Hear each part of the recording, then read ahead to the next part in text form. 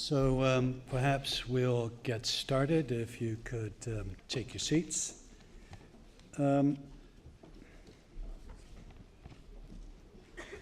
would now like to introduce Dominique Barrault of the WMO, and Dominique will talk on climate change and the strategy of the WMO.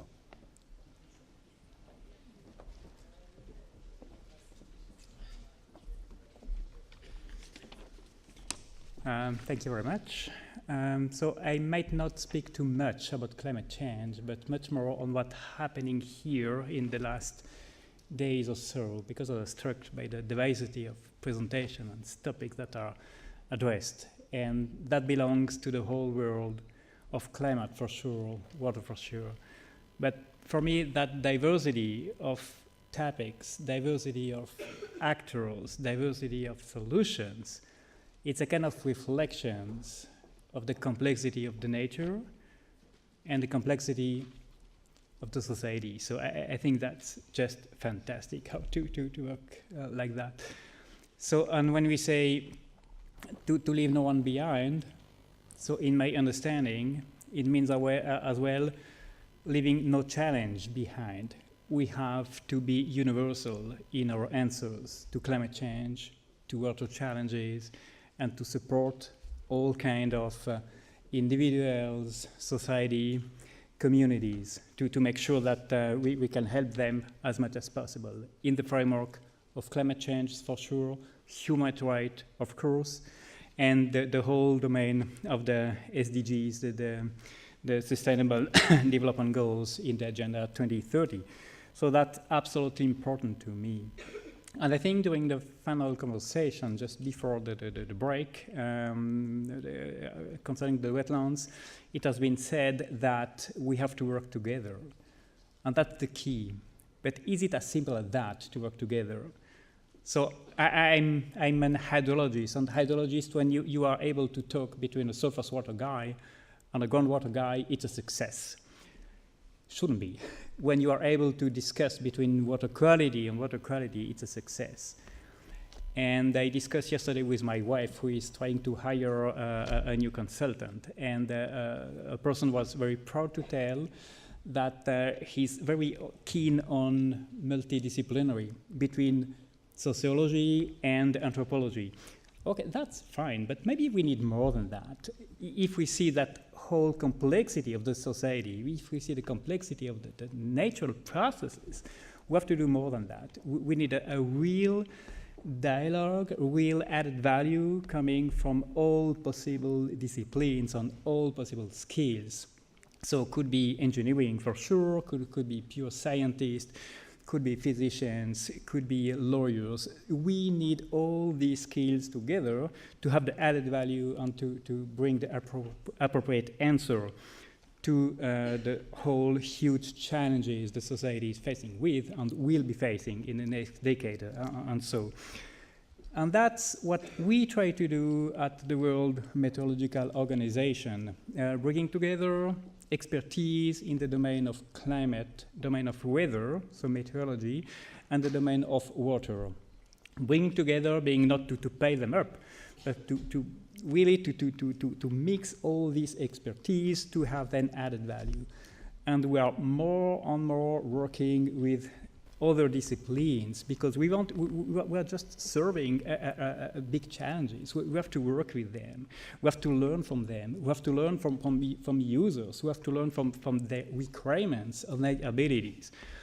And I think that kind of summit we have here yesterday and today is exactly in that kind of direction, having that multiplicity of knowledge, that multiplicity of skills, of possible answers, and then gathering all the ideas together to bring added value to that. That's for me fantastic. And I think even the artistic component is at least as important as the other one. So we have to work together. We have still to be very good with our expertise. Could be in monitoring, in modeling, in finding solutions, but we have to be open to dialogue with others. And with that, we can find solutions to the water challenges and solutions to the climate change using using the human rights as one of the fundamental points we have to reach out as the humanity. So I'm very thankful to WaterLex to having put together with a huge effort all these this summit. So it's called the first summit, right? And now I have to switch to French to explain something, because after the first there is a second. In French there is a nuance. So the second we say, who is French speaking here? Le deuxième. But we can also say le second. Is that right? The difference being, if we say the second, there is just two on nothing else. If we say the deuxième, then we are open to have a third. So in my concluding words, I would like to thank everybody, the audience, all the participants, and the WaterLex team and the board. And I wish that WMO will continue its partnership with WaterLex. I think we are growing. There are many challenges coming in the next years together. Could be very specific events such as the Water Day. This year, next year on climate change, by the way, could be very interesting to work together on that, and to see how to identify that commonalities and added value coming from these different angles. So I wish to everybody, so I go to rest of the afternoon, but I think it's not over. And I'm already looking forward, not for the second summit, but for the deuxième summit to come. Thank you very much.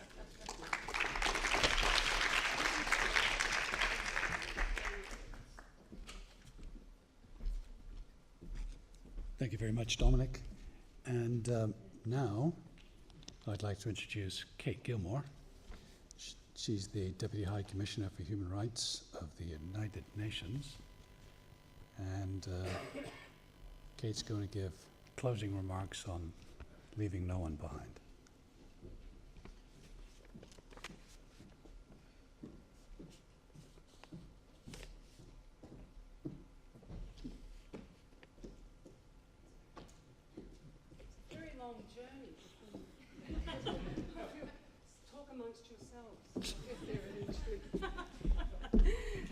Merci. Thank you so very much. I'm sorry that was such a... You had to wait so long for me to arrive at the podium, because my message is one of great gratitude to you. And I bring with me a most enthusiastic appreciation from the High Commissioner for Human Rights, Michelle Bachelet, for the fact of your gathering here over these few days and for the purpose that brought you here. And I want to pay particular tribute to Amanda and her team, and to Anders as president, for the great gift of the audacious vision, the daring, and the blood, sweat and tears, no doubt, involved in creating this moment for us all. It's a true joy to be able to congratulate you in that way. Thank you. Thank you for knowing. Thank you. Amanda, Anders, thank you.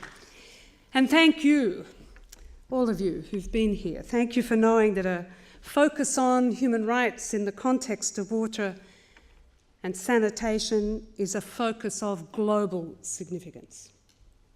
Thank you for giving to this purpose your time, your concentration, your expertise, your energy, and your ambition. Thank you for framing this quest to flow human rights into water and to soak the water of your concern into human rights as first and foremost, always, from the outset and to the bitter, to the sweet end, that it is always, without exception, about people. About each and every one of us. And thus, about each and every one of them, of those who never make it into such pristine halls of deliberation and consideration, but to whose thirst and whose indignity we must be held deeply and intimately accountable.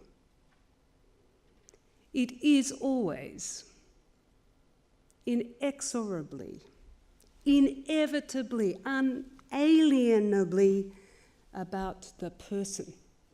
And the person always is a rights holder. Thank you for quenching here your thirst for just, inclusive and sustained means of advancing through water and sanitation, human rights. Thank you for standing firm against a toxic tide rising in geopolitics and national and local politics. A toxic tide that seeks to rise against and overwhelm the fundamental notions that the Universal Declaration asserts and preserves and is upheld now in law the world over. A notion for which there is no legitimate opponent. The notion that born we all are free and equal in dignity and in rights. Here, I want to affirm specifically that the promise of the Universal Declaration of Human Rights was forged in drought. Was forged in the world's gravest drought of human compassion, the worst that the world had ever seen. And from that 1948 recognition that an absence of justice and of rights and of human compassion, the deliberate intention not just to leave people behind, be careful of the verb, but to deliberately plan to erode people, to exclude people, to shut people down. Out of that cruel, dehumanizing reality that was World War II and all that preceded to it, came this understanding that the way forward is not merely a compendium of rights, important as that is, but further a holistic comprehension of dignity, of the idea that we should live in dignity, and to that, let it be clear, there is no version of human dignity that can exist absent water and absent dignified sanitation. And in that sense, the realization of the right to water is not a progressive realization. It is not a progressive part, as has often been imagined as part of the economic and social rights agenda, if you like. It is an absolute right. It is a right essential to our very existence as human beings. It is not possible to live a humanized life absent water and dignified sanitation. There is not one person who would raise their hand to propose that they themselves should thereby be denied either as a preference or a choice. This is an absolute obligation to which we owe every single one of us, to the exclusion of none of us, in the interests of all of us, this fundamental dignity to water and to sanitation. Look, over the last few days, I know you've heard many challenges and the gift of many innovative ideas, lessons learned, success stories, and our deepest congratulations to those who have been chosen to be awarded for their innovation. But perhaps you've also heard at times some queries as to why we've chosen this intersection between rights and something that otherwise is thought of as materially and scientifically a practical, technical quest, water and sanitation. So let us at least be clear that it's hard to think of any other priority, including in the Sustainable Development Agenda, any other single goal that speaks so directly, unequivocally, inclusively and intimately to that common human dignity to which we are all entitled by birth than Goal 6 and its promise of clean water and sanitation. Of course, there's been great progress. But still, unconscionably, billions of people today eke out an existence without the gift of the humanising conditions that are our right, eat out their existence, denied access to those essentials of water, safe drinking water and dignified sanitation. Today, that's not a development failing. That's not merely a development failing. That much of the contour of that denial or failure of access matches precisely the same contours of deep-rooted discrimination and marginalisation, women, children, ethnic minorities, Indigenous people, refugees, migrants. That's not just a coincidence that large manufacturing, agricultural and economic actors divert, consume and contaminate water with impunity for the consequences is not merely an oversight. That local activists, notably Indigenous human rights defenders and environmental activists, are increasingly paying for their resistance to this callous greed with their lives is not merely a collateral cost of large-scale progress. No, and no again.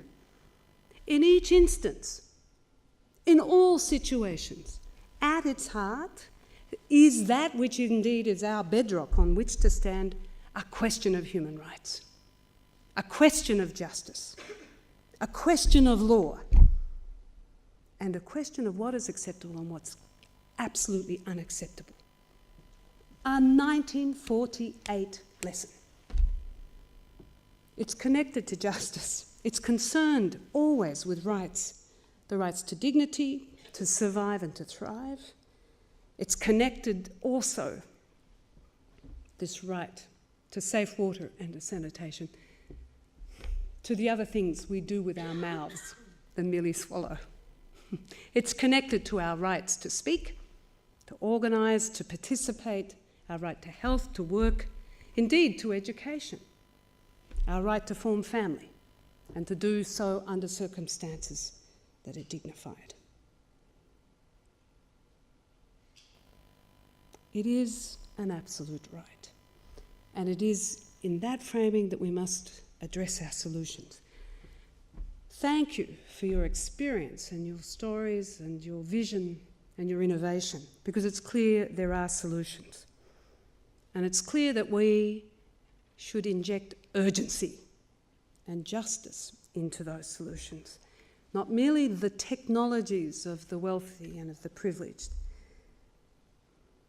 Last year I had the privilege of meeting the man who stopped the desert, a good livelihoods laureate, Yakuba Sawadogo of Burkina Faso. He is not a man of any formal training, scientific qualification or political status. He is a wise teacher, an older man committed to a younger generation to ensure that old technologies are not forgotten. And through old and traditional technologies, he has shown that deserts can be transformed.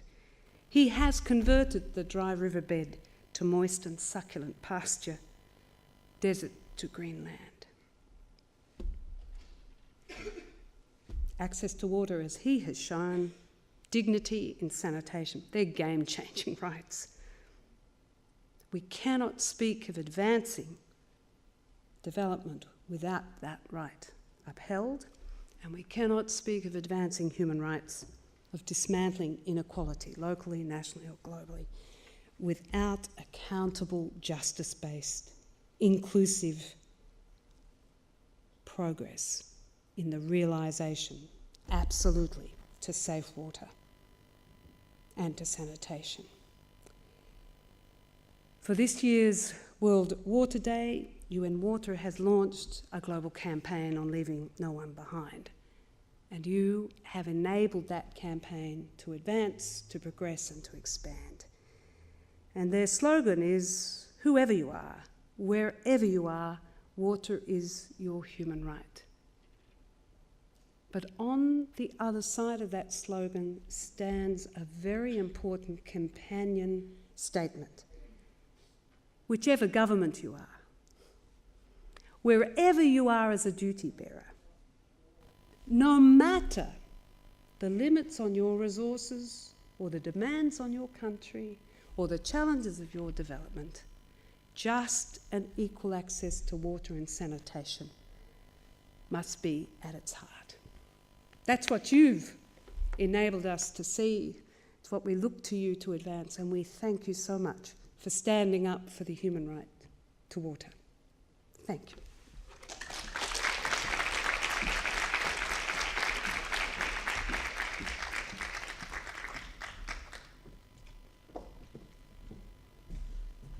Thank you very much, Kate. I would now like to introduce Lindsay Haldako Mana and Mohammed Wasif Bashir from World Youth Parliament on water to present their youth declaration.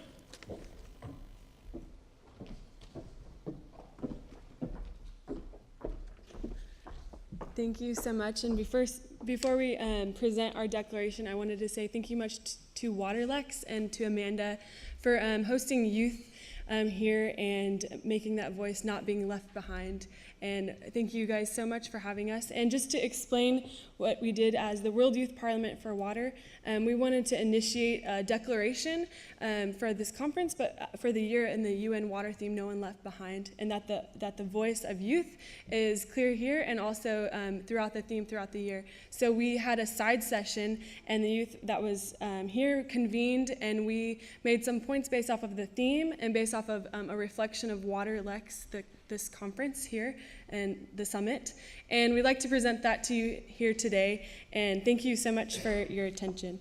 So in order to achieve SDG 6 by 2030, we, the youth, will promote young people in discovering innovative solutions in the decision-making processes and in raising awareness about the human right to water and sanitation.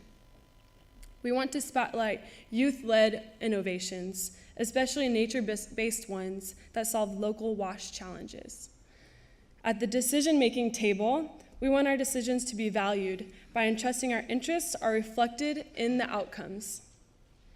We need to be included in policies that enable us to first access quality education, and that enables us to access finances which supports our innovations for water. So we need the provision of our seniors to respond to our specific needs and diversity by promoting our voices on real platforms where our voices are heard and our innovations implemented. We want to make the basic human rights to water and sanitation famous through advocacy and awareness at all levels. Through an intergenerational approach, we, the youth, believe that the global agenda of Sustainable Development Goal 6 can be accomplished by ensuring that no one is left behind. This youth statement is being developed, drafted, and adopted by the World Youth Parliament for Water and Pakistan Youth Parliament for Water, and we commit that we will stand with our declaration, and we will stand with our seniors at all levels. And thank you very much for Waterlex and all the partners for putting their strong trust on the youth, and we believe and we assure that we will not let you down at all levels. Thank you very much.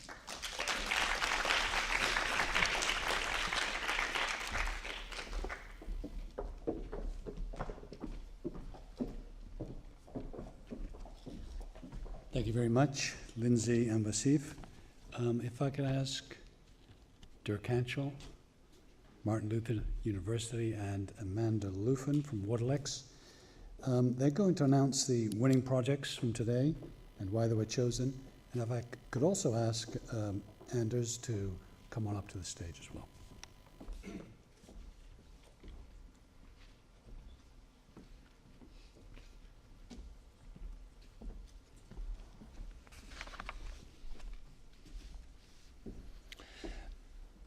I must confess this is an exciting moment, even though I'm not one of the potential award winners. I totally underestimated how exciting this moment is, even for me standing at this point. I should first say that I'm standing here on behalf of Michel Jarraud, in lieu of Michel Jarraud, who will be back with us, I think, later, and has been chairing and guiding us in a wonderful way, I think, through this conference. And it is now my honor to announce the winners of today's sponsorship awards. And let me first say this. We have 3 prizes, each of them with 5,000 Swiss francs. And they are equal prizes. I think that is important. There's no first, second, third. So no première, seconde, or what the other French way of saying that in the Descartian or not so Descartian way. But as you can imagine, and you've heard and listened to and discussed with the people about their presentation, this has been a really difficult decision. Yeah? And all projects, I think, are really promising and have been presented in a rather convincing manner. And in doing so, I think they have comprehensively covered the various fields and the groups of people that we had flagged up in advance for this conference in our endeavors not to leave anyone behind. Looking at women, indigenous people, refugee and migrants, the youth, climate change, and rural areas. So may I say a very warm thank you to each of you, first of all. And if I'm not mistaken, we've had around 13 presenters today. And please forgive me if I should forget someone. I've had the chance to talk to some of you during the breaks as well. It was very inspiring. Alain Al-Ilali, Deepti Vikramasinghe, Evans Tembo, Eva Manzano, Kenneth Arrow, Stephanie Keen, Nidhi Naka Butler, Purko Yazici, Jos Raphael, twice, Hisashi Saito, Ramiseti Murali, and Snehalata Mekala, Beris Gwyn, and Aquileo Hernandez. And I probably forgot someone. Certainly I didn't pronounce some of the names correctly. My deepest apologies for that advance. So, and of course, their respective collaborators, which have been represented by them as well. So, now, as much as we would wish to award a prize to each of you, as you can imagine, we had to make a selection. Yeah? And using the criteria as developed from the call that you had all responded to with your applications, such as innovation, the human rights approach to water and its various sub-criteria, accessibility, scalability, etc. In light of all that, and of course the quality of the presentations, we have chosen the following 3. And I will just mention them in the order of their appearance, as I said, without any ranking amongst the 3, just in the order in which they appear today. So, and may I ask each of them to come forward stage so that we can say congratulate you and see you on the stage. I think that would be much appreciated. First of all, Deepti Vikramasinghe, University of Colombo. Please come. Congratulations. And with the project on rainwater harvesting as an alternative water source in CKDU affected areas in Sri Lanka. The second is Eva Manzano. Congratulations, please come up on the stage. Building an enabling environment for universal access to safe water in Colombia.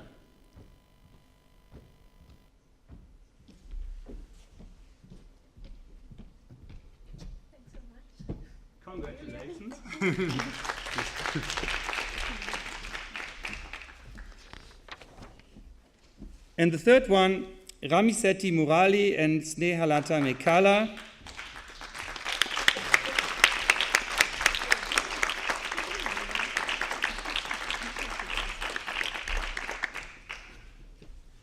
Congratulations. Congratulations. With the project on local government lead action to translate policy commitment, inclusive sanitation progress for disabled children. Welcome on the stage and congratulations. So, can I say this? Yeah, I would like to congratulate all 4 of you. We have 3 prizes, but 4 of you on the stage. And I understand there's further collaborators behind you or with you, not all of them be represented. I would wish to extend a big thank you to all of you, but not only to you, but also to the other 8 or 9 presenters that I mentioned today, all of whose presentations have been wonderfully inspiring. And I think we should also thank you very much. And can I say it's been really an honor to listen to your really inspired and spirited projects, and that I wish you all the very best for their realization. Yeah?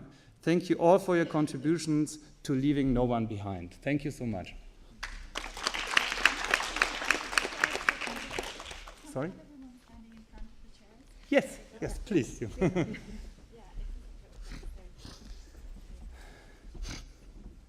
I be?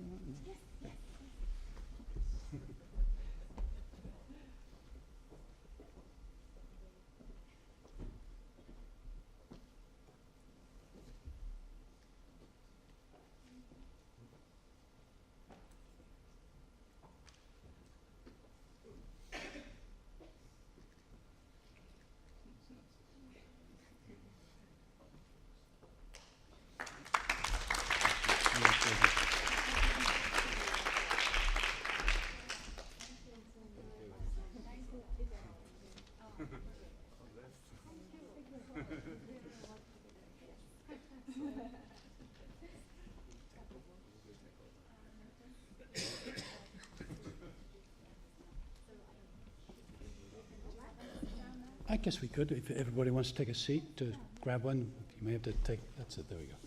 And I'd like to ask Anders Johnson, President of Waterlex, who will give us some final words of closing. Thank you. Thank you very much, Des. Thank you very much. It's been 2 very interesting days that we've had,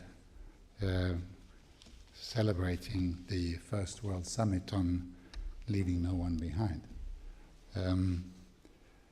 We heard 6 projects being presented yesterday, and we've heard 14 presentations today, altogether 20 projects, and I think that in various ways they have driven home the message that what we're really talking about is the practicalities of life. These are very real life situations we're talking about, people, whether they are living in Colombia or in Sri Lanka or in Botswana or wherever they are, trying to meet their, as Kate said, absolute right to water and sanitation. And your projects have varying ways demonstrated precisely that. There have been very different projects, as you have heard. There have been some that have been highly technical, others have been, if that's a scale, more into policy and law. Some has been very, very systemic, for example. Others have been dealing with more individuals.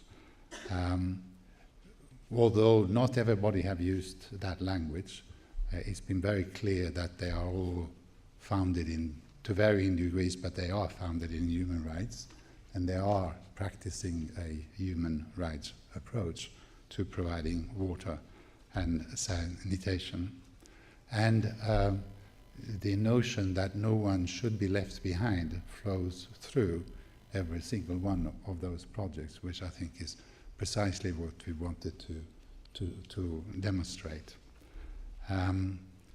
This morning, when we started the proceedings, one of the moderators, in fact it was Lesha who said it, she reminded us that women are very prominent in various ways when it comes to water and sanitation, and one often thinks of them as, portrays them. You read about them as victims because they are the ones who either are not getting access to water or have to provide water for others. And if they are not victims, they are actors in water, she reminded us, and she also reminded us that they are the voice. So I think that the presentations we've heard today, although you might not have thought of them in those terms, eloquently in various ways, just about every one of them, demonstrated precisely that, because women in just about every one of them were one or the other or all three. And I therefore found that it was particularly fitting that when we announced the winners, that there are so many women who are amongst the winners, and I thought that we should also celebrate that.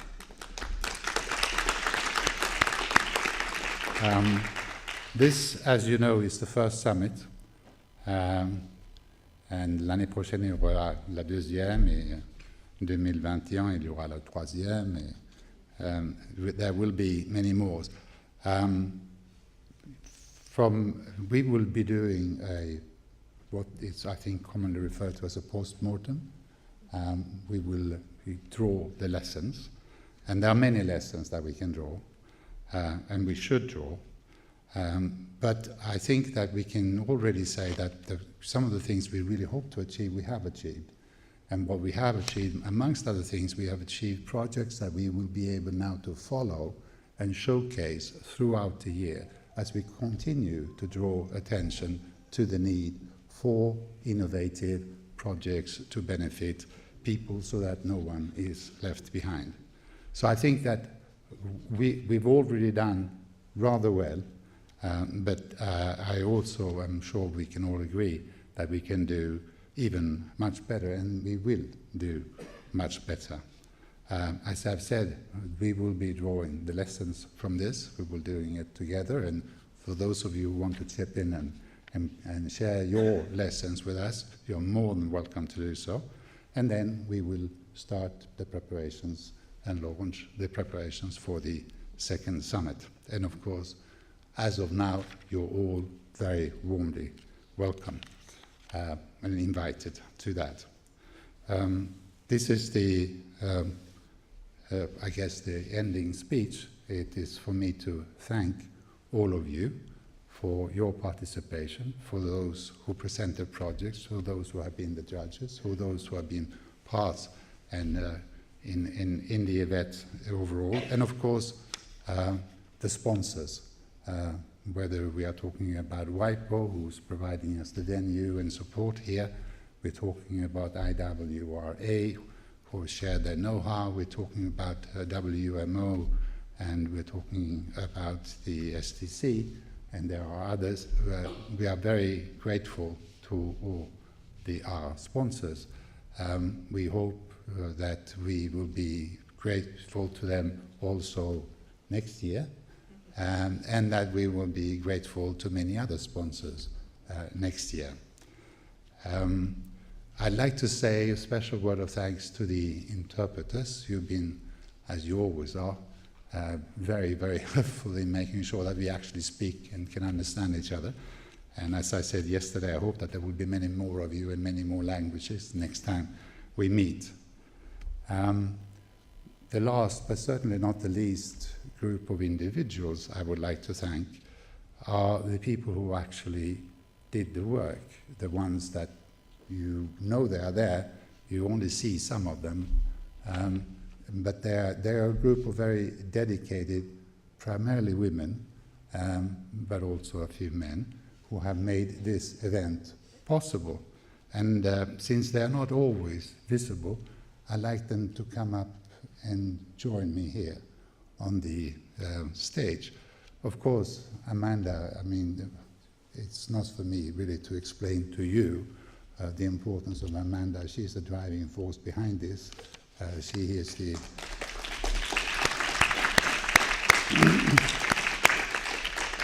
But if I could ask all the others to join me, Maria, Geraldine, please, Rakia, can you please come up here? Cynthia,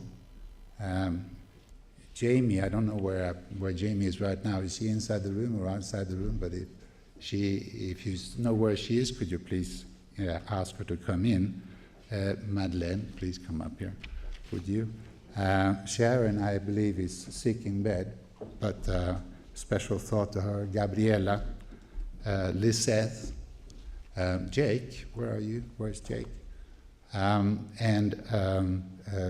Gloriana, Des, who's being the, please, Des, who's being the master of ceremonies. And can I invite you to give them a hand?